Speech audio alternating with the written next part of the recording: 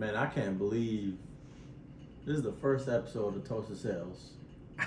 I can't believe we've been talking about this for a long time. We've been talking about starting a podcast like this for way too long. A long time. Let's toast to that, man. Let's do it, man. Let's toast to that. Let's do it, man. Oh, dude, I love y'all boys, man. Let's do it, man. This is unbelievable. And I appreciate being here, y'all first, because I know I remember y'all both telling me on different occasions, I call you, you tell me, I call you, you tell me. But, hey, happy to be here. And I'm happy for you to be here, brother.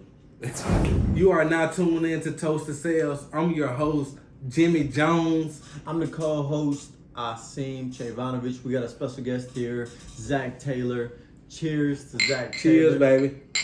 Jimmy Jones, go ahead and introduce Zach and how he got into the business. So let me ask you a question, Zach. What made you get into sales? And tell the folks, what exactly do you do? So it's kind of funny, I've always been in sales my whole life. Okay. I done customer service. I've been in the hospitality industry. I've been in the restaurant industry. So I've kind of always done those types of things. Currently I've even sold life insurance though. Okay. But currently I'm in auto sales. Go ahead and drink to that, man. Go ahead and drink to that. I'm happy for you to be here, brother. I drink to that and whatever else. This one of those moments, you know what I mean? Everybody got a different moment of dreams to reality. Correct. But this one of those moments of this is dreams to reality. It really is. It really is, cause you'll never, people talk about how they want to do things, but they'll never execute. Exactly. But you know what I mean? It don't even matter about this podcast. We really we started this. You know what I mean? The journey of wanting to talk about it, making it happen, how we're gonna start it, and here we are. This is the first episode of Toast to Sales, baby. Toast to Sales. And I'm gonna say this. It goes back to your journey of selling cars. So let me ask you this. I've already told you guys how my journey started. Right. Zach, how your journey started, bro? Well, my journey started. My first taste of sales was getting into the insurance game. I sold life insurance policies. Actually, they were called final expensive policies. I sold the gap plans for health insurance as well. So that was my first taste of sales. And as a matter of fact, I still get checks to this day off of that. Matter of fact, I just got one. Why you stop? I think it was lack of maturity, listening family, that ain't gonna work out, that ain't no real job. Yeah. Because in sales, ain't nothing guaranteed. You know how it is. Yeah. Ain't nothing guaranteed. No, never. So for the average person who's working the 9 to 5, I know I'm gonna get $15 an hour. Yeah. That's fine and dandy, but so they don't understand that. So just listening to family and listening to people that will tell you that ain't no real job, and just being young, being immature, So that was kind of my first taste though. But as time went along, I still did sales things, whether it was customer service, whether it was being in the hospitality industry, or if it was being in the restaurant industry. I realized that all related. Let me ask you this, Sing. So you started selling cars after you were in the service industry. Right. So what made you, and how did you transfer?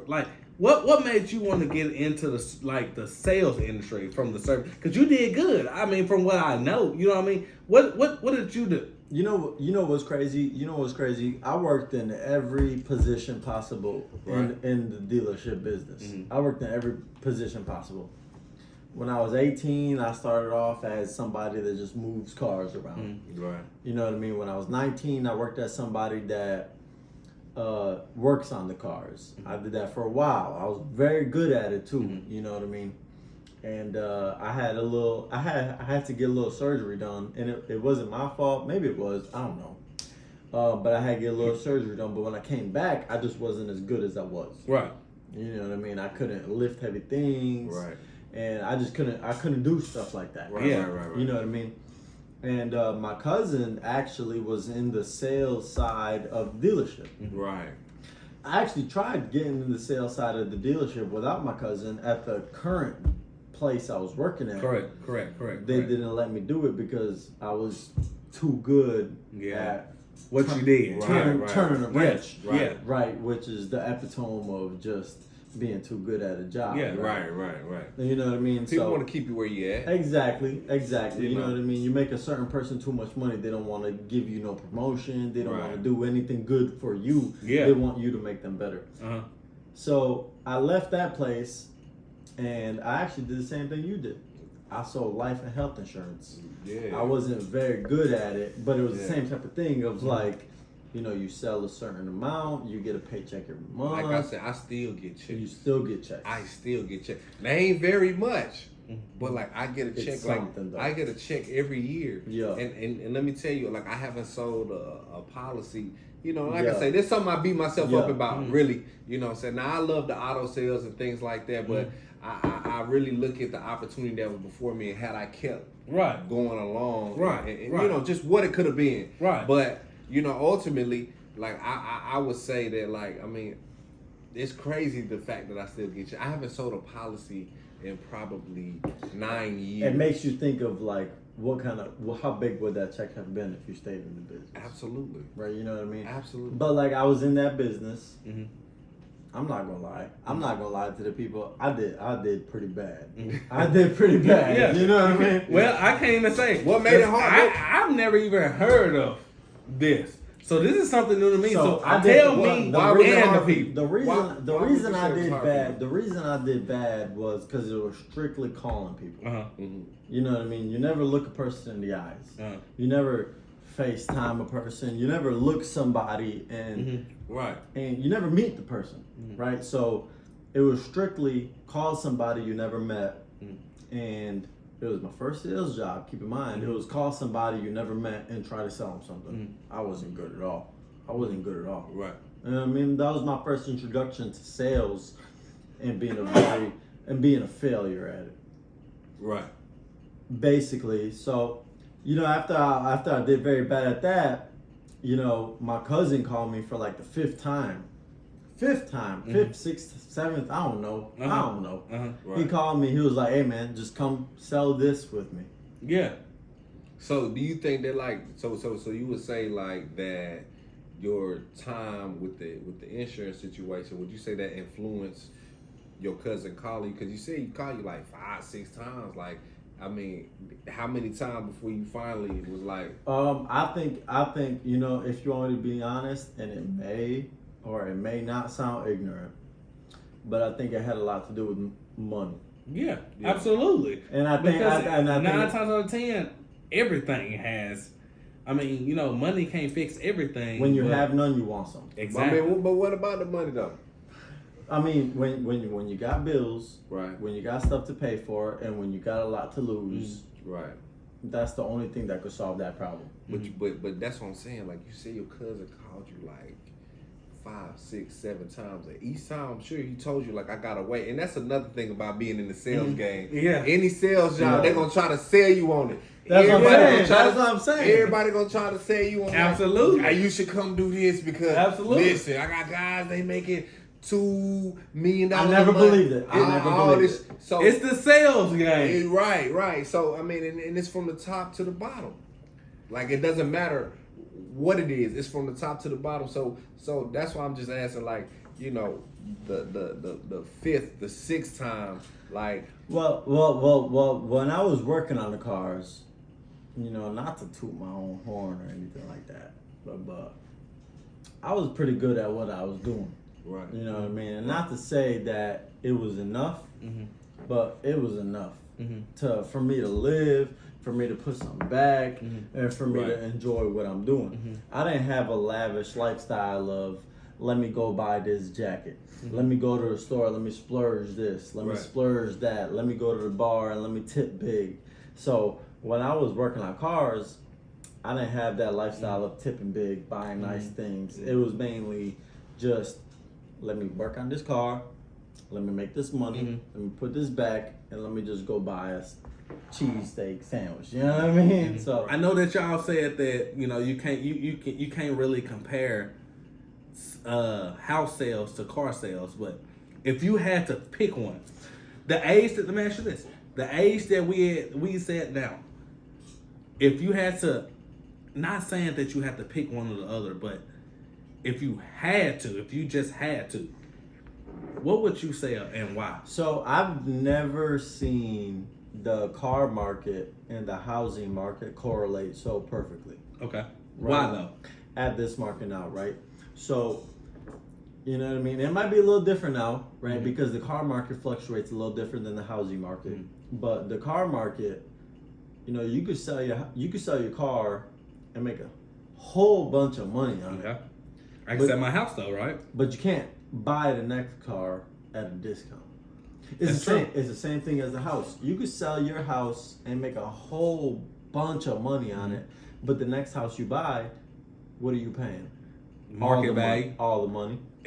Market adjustment. You know what I mean? So when and depending on the car you buy, you're gonna pay the money for the next car. So that's why I say the car market and the housing market has never been so parallel, because it has. I mean, you've been in the business longer than me, right? Has the car market ever paralleled with the housing market like it has not? I would say no. I would say it's been similar, it's close. They kind of always mimic each other because the Fed, they always put out a rate, and based upon the rate. What year you got into business? I got into business in 2016. 2016. Why though? Tell the people your journey though, because I know at the end of the day, a lot of people get into business because of what they've heard or what they saw, but why did you get in the car business, or why did you get in the sales business? Because I know you said you were in the service business for a minute. You was at a restaurant, correct? Yeah, I was at a restaurant. Okay, so tell the people why. And you know a little bit about houses, so why'd you pick cars over houses? Well, first of all, my first sales job was actually insurance sales. I sold life insurance, and I showed supplementary plans for health insurance as well. Right. And I still get checks today off of life insurance. I was a little immature myself. Like if I could tell my old self something, I would have been like, "Hey, keep doing that." Okay. Because I still get checks to this day. Yeah. Why though? Why would you told your old self to keep doing that though? Tell the folks now. I mean, like I said, it's no different than auto sales. Okay. The main difference between insurance sales and auto sales is insurance sales. It's harder to get in front of people. Okay. Why a lot of cold calls, ain't it? Well, I mean, because it's not like there's a building for the insurance sales. They don't just come in and walk in and say, "Hey, I want whole life insurance." Right. Right. Or now you do now don't get me wrong, you do have your State Farms and your Allstates and places like that, but they actually don't offer the most competitive things. You got places like AARP, but there's a lot of other companies who have a lot of great products. Now do people walk up to you in the car business? Absolutely. You have 9 times out of 10 there's a lot. And people come into, whether it's a used lot, whether there's a brand, people are walking up into your establishment trying to purchase a vehicle. So we're gonna toast to that new year, but let me ask you guys this: in 2023, if I was just coming into the business, if I'm new to the business, do you think it's worth being a salesperson? Like, do you think if I'm coming into it, do you think that it's something that I need, because back in the day, if you didn't have a degree, then it's like, okay, right, getting in the car business is a degree, right? You know what I mean? Right. So in 2023, do you think that it's worth it? I mean, I would say I don't know what you think, Sam, but I would say that it just depends on who you are. Yes. There's so many avenues these days. You got kids making NFTs and making millions of dollars. Mm-hmm. You know what I'm saying? I don't know if they did it on purpose or on accident, but Mm-hmm. you know, like You feel me? like they doing it. You know what I'm saying? It's possible. Right. So like at the end of the day, I would say it just depends on who you are and what it is that you want out of life. You know, so you know, there's always the conventional way. You know, people tell you, you know, like, hey, you go. You get a job, you get paid this much, it's reliable, day in, day out, same thing. Like for me, that never was it. Right. You know, I don't know about you.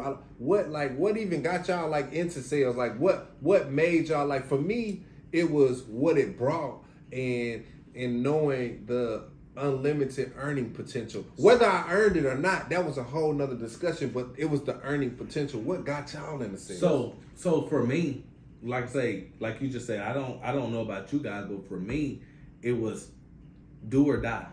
And I'm not saying when I say do or die, I'm not talking about be killed, kill or be killed. I'm not talking about that. Right. It was either I take care of my family or I fail. So when I got in the car business, I didn't have a plan B. Right. I wasn't looking for a plan B. Right. I put everything on the line for the car business. Right. For my family. Absolutely. And I stood on what I said, and it came out to a positive. Right.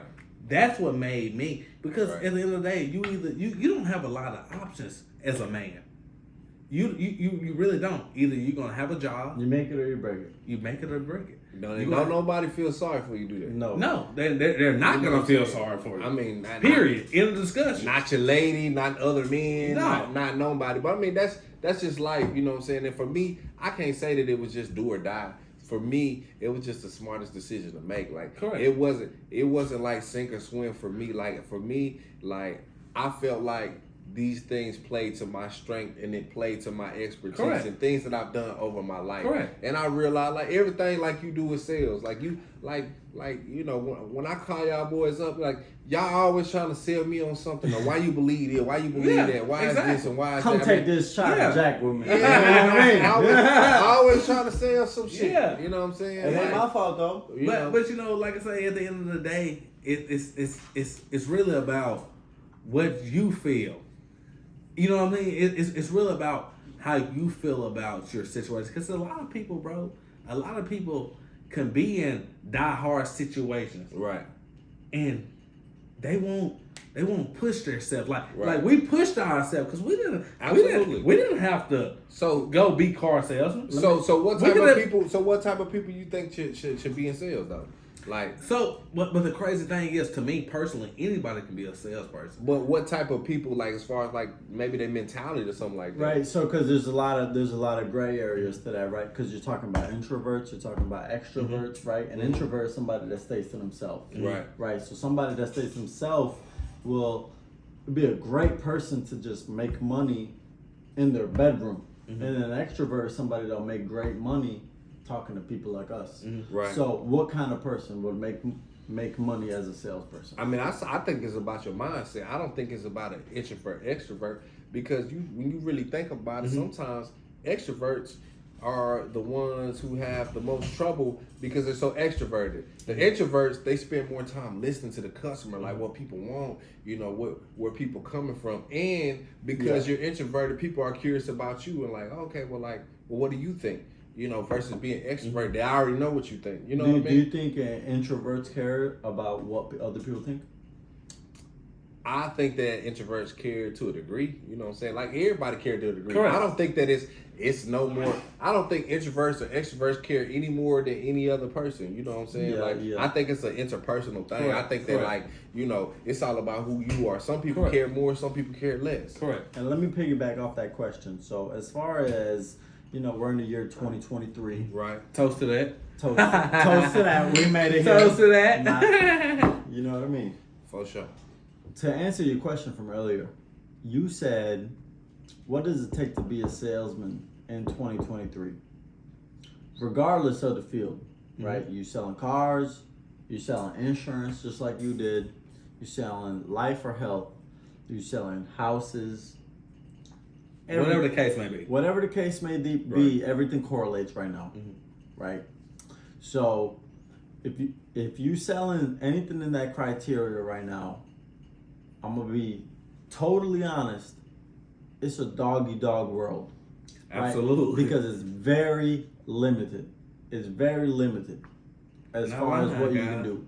Now, if you got a big circle of influence, which not many people do, and if you're new to the business, not many people have a big circle of influence. Am I right or am I wrong? 'Cause y'all been in the business 5 to 10 years. You're absolutely right. So even for me, guys, like I've been in the business 8 years, and I know you can speak for it. So we've been in the business the same amount of time.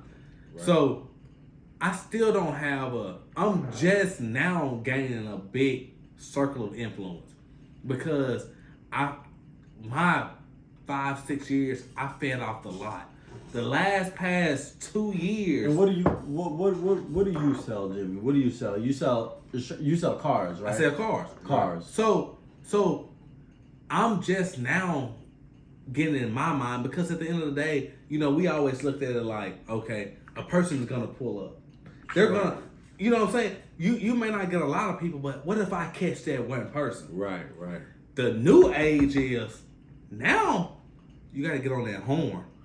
You gotta get on that horn, guys. And I'm telling you this to say this. I was never a follow-up guy, and I'm still not the best follow-up guy. But I'm telling you this, the new age, people is not waiting on people was pulling up. Only reason they was pulling up is because they thought that you had the best deal. Right. But when COVID hit, everything was equal. Everything was equal. So I can go here, I can go there, I can go down there. But if I call you and I get in your ear enough, you're gonna remember my name. Absolutely. And COVID was the equalizer for sure. It was the equalizer. I don't care what business you in. And it's a thing of, like so when I started in the business, we had unlimited inventory. Correct. Right. Regardless of the product.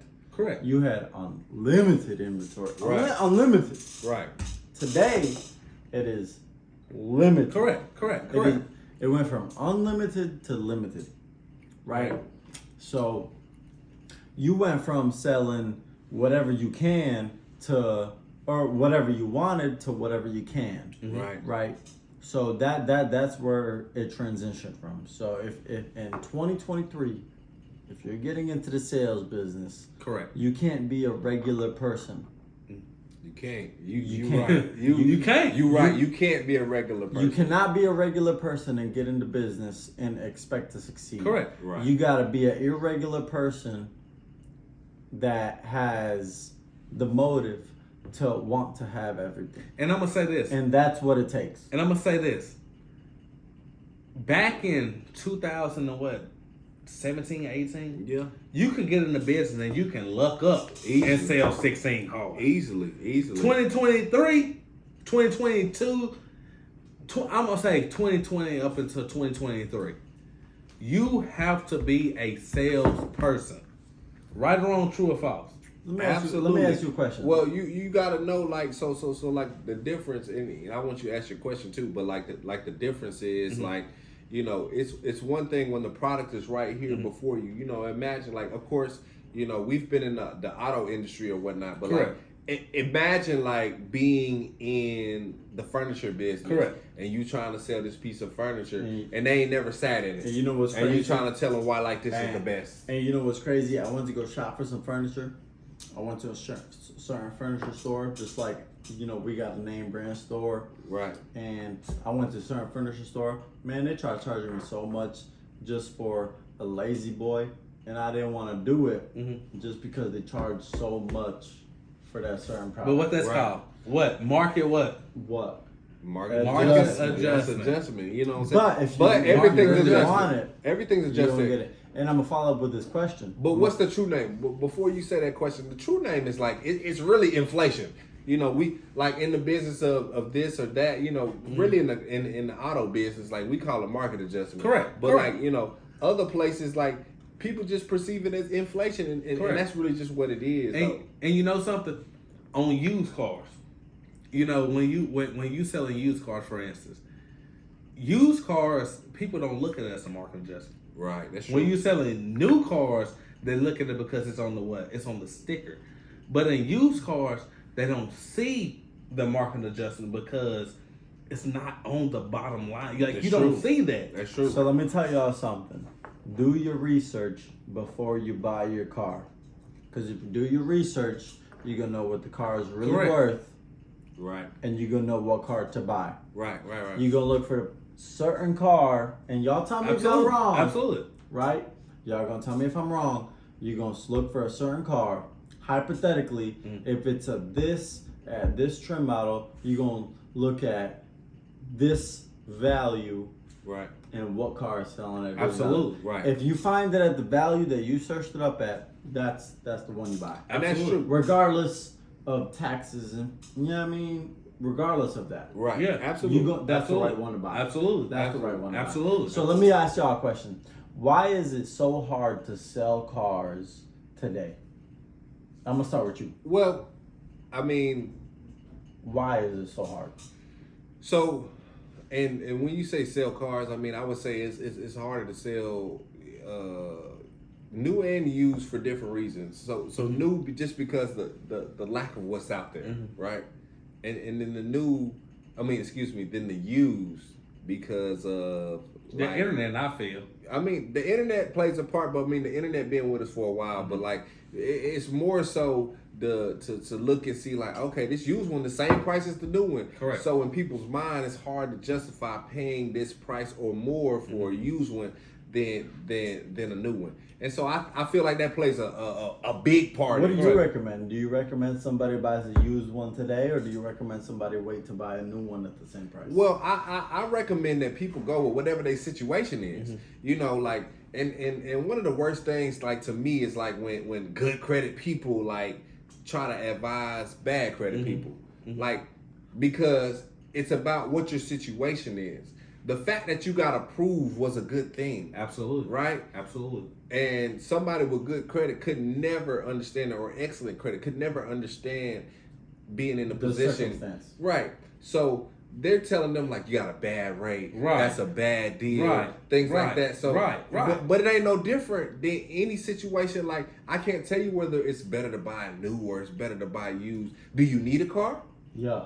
Do you have to have a car? Correct. When do you have to have the car? So all those things are things that people should ask, but also be smart about what you're doing. Understand what the rates are. Right. Understand what the market looks like. Like you said, like earlier, like you know, when you look at all that stuff, like all those things play a part into the whole. So And us three, we urge everybody to do their research before Every time. absolutely before purchasing Every time. something. Absolutely. Every time. Do your Every time. research when it comes to financing something, when it comes to the price of something, Yep. when it comes to a payment of something.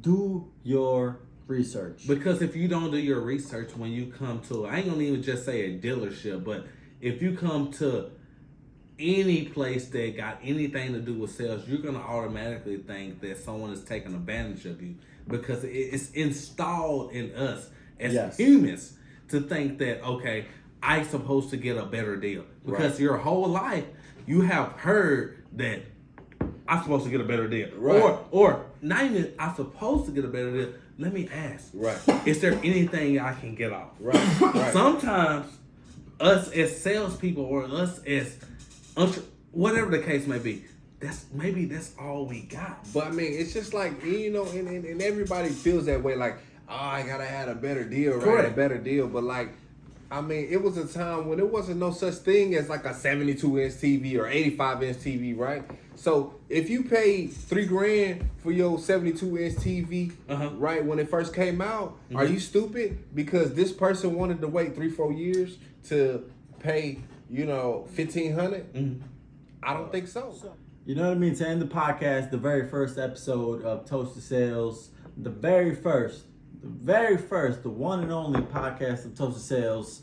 You know what I mean? Special shout out to special guest Zach Taylor, the Zach, the host, Big facts. the one, the only, Jimmy Jones, right there, the host himself, Toast to Sales. Toast Sales, baby. This is the first episode, but it ain't the last episode. Tune in if you want to follow us on Instagram, if you want to follow us on YouTube, subscribe, like, comments, Toast to Sales. Ring that bell. And he's not lying to you. Toast to sales. Thank y'all for having me. Like- Thank you for coming, baby. Like, We're gonna do it like this.